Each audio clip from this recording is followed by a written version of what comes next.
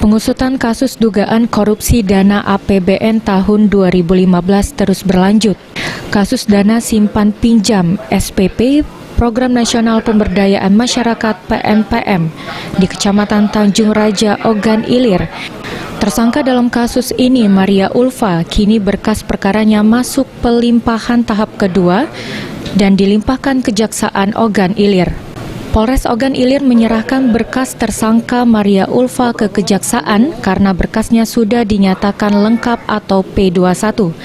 Nilai kerugian negara atas perbuatan tersangka Maria Ulfa yang saat itu menjabat Sekretaris Unit Pengelola Kegiatan UPK sebesar 205 juta. Baru menerima pelimpahan tersangka dan barang bukti dari Polres Ogan Ilir terkait perkara korupsi penyimpangan dana simpan pinjam perempuan di unit pengelola kegiatan di Tanjung Raja.